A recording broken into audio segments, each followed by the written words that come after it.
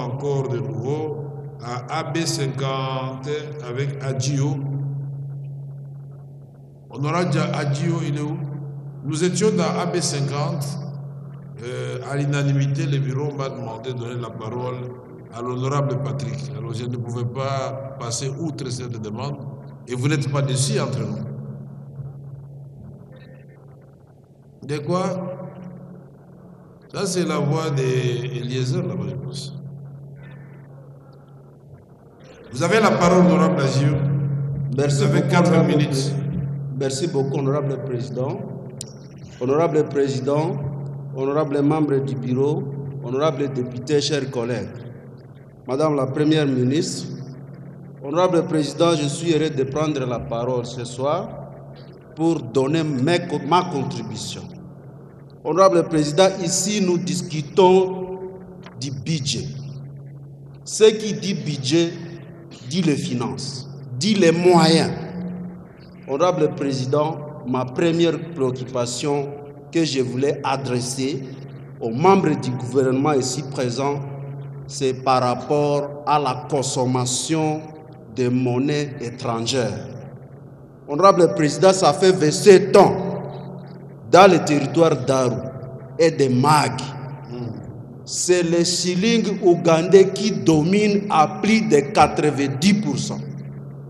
Honorable président, j'avais salué à sa juste valeur l'intervention de la Première ministre quand elle a présenté le programme du gouvernement par rapport à la lutte contre la dollarisation.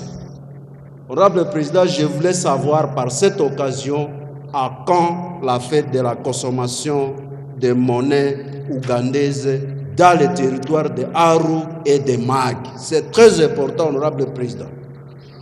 Deuxième élément de mon intervention, honorable président, c'est par rapport au document 6, à la page 440, sur 631. Honorable président, je remercie en passant à la Première ministre. C'est toute la première fois dans le secteur de l'énergie et de l'électricité qu'on retient la construction d'une centrale hydroélectrique dans le territoire d'Aru.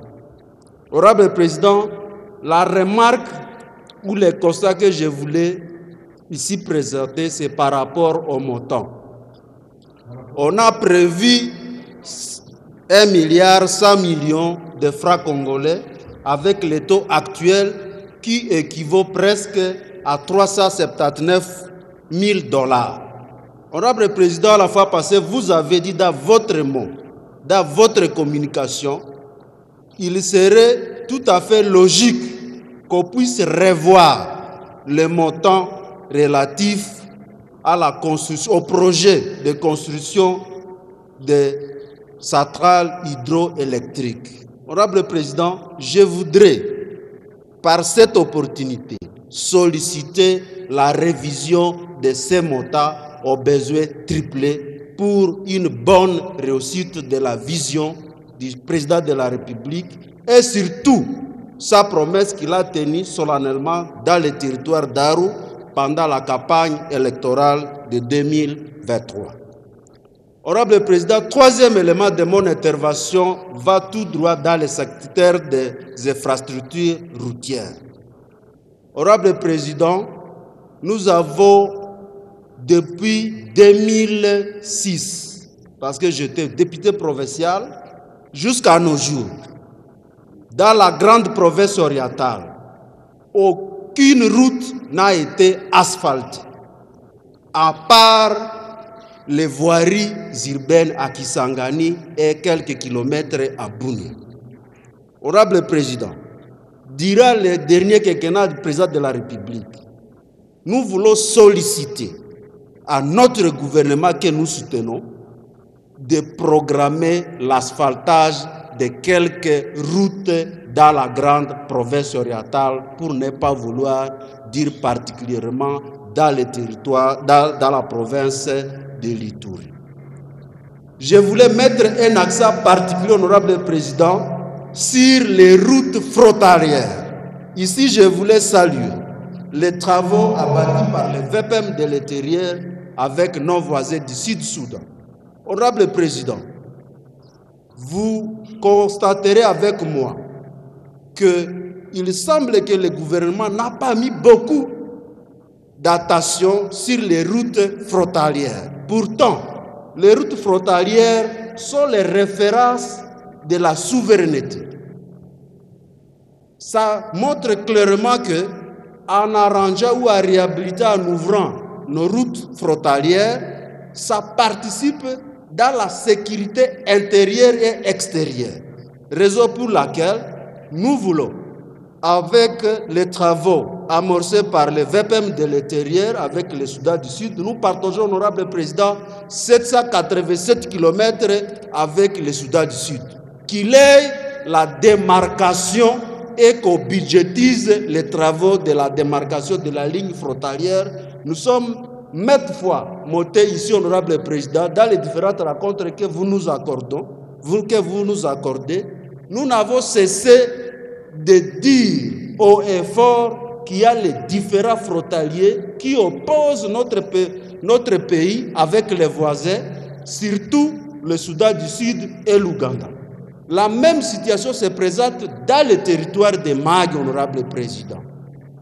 Nous aurons souhaité, avec le projet de budget à court, qu'il ait une rubrique claire pour les travaux de la démarcation de nos frontières, honorable président. Honorable président, ça, je ne voulais pas terminer mon intervention sans toucher le secteur social. Honorable président, dans le cadre de l'EPST, ça fait plus de 4 à 5 ans. Les titres scolaires de nos enfants chôment ici à Kinshasa sans être transférés à l'intérieur. Quand j'ai essayé de lire le budget, nous n'avons pas trouvé une rubrique par rapport au transport des titres scolaires. Pourtant, ces titres sont indispensables à la vie professionnelle de nos enfants. C'est pourquoi, honorable président, moi j'aurais souhaité, en collaboration avec les COFIN, qu'on dégage une ligne budgétaire claire pouvant aider nos enfants à recevoir dignement leurs titres scolaires. Honorable président, étant donné que nous sommes dans le regroupement ABC4 AVK 2018, notre position est claire. Nous demandons aux collègues de déclarer recevable ce budget. Je vous dis et je vous remercie. Merci. Merci beaucoup, honorable. On va terminer avec ce regroupement AB50 par l'honorable Thierry Moulumba. Vous avez 4 minutes.